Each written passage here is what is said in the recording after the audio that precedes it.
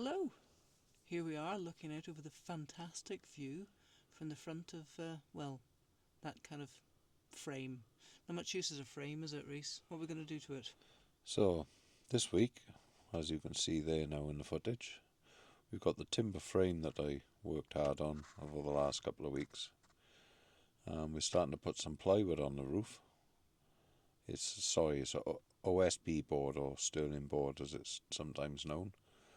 So we're screwing that down to the top to create the roof cover, which later in the video we're going to apply a GRP covering to, a fiberglass covering. So currently we're screwing the 8x4 sheets on. Obviously I'm cutting them off camera there. So we're screwing the OSB sheets to the top. There's quite a few of them, and obviously I've got to come up and down the ladder. So I've measured a load, and then I go down and cut a load off camera. And then I got some help in on this particular day. Howell's back again. So we're screwing the OSB sheets to the top.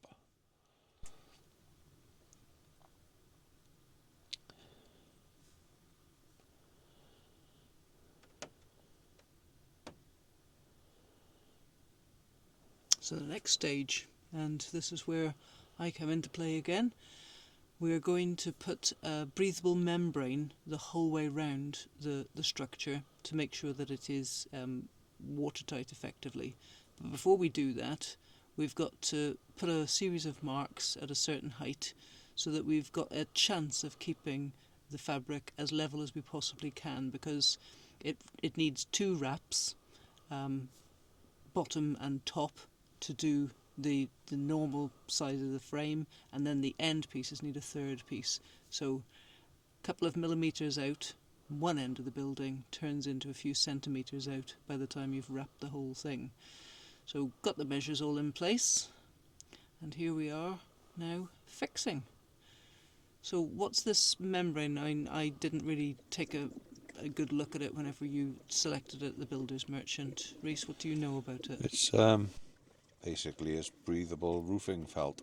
So it allows any condensation that may build up on the back of it to breathe out through. It's a replacement these days for the old traditional bitumen felt, but it's lighter and cleaner, and you tend to put it on taut as opposed to saggy, which the old bitumen felt used to put it on with a slight dip. But this stuff is great because it allows the building to breathe. Any condensation, like I say, would build up inside will dissipate. So we've got a team working on the felt down there, and up on the roof we got another team. There's me and Tom there. We're applying the fiberglass. The fiberglass on the back section I did the day before, so we're just doing the front section canopy, if you like. Is it a canopy, or are we calling it? I don't really know what it is. It's just the bit that sticks out the front. Yeah. So we were really stuck on time, weren't we? Because we had a very short window where we knew there wasn't going to be any rain. And we had to make sure that we got it done, hence the let's get all hands on deck. Yeah, there was a storm due, and obviously once you've screwed the sterling boards on, you don't want them getting wet prior to fiberglassing, because the fiberglass resin won't penetrate the boards if they're wet, so it doesn't form a bond with the wood otherwise, and then it peels. So there's a gel coat going on just about an hour after you finish the fiberglass matting. You can just about walk on it, but it's the done thing is to apply the resin coat whilst the fiberglass layer is still sticky or tacky. So it's all about timing. If anybody wants to see more detail in the fiberglass process, we've got a previous video where we fiberglass roofed a recording studio. So it's a mucky job, fiberglassing.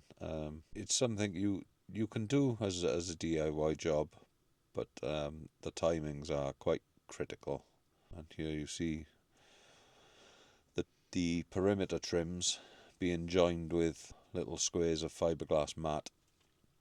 which just joins them all together, and then it all becomes one, which is a mucky job because all he wants to do is drip.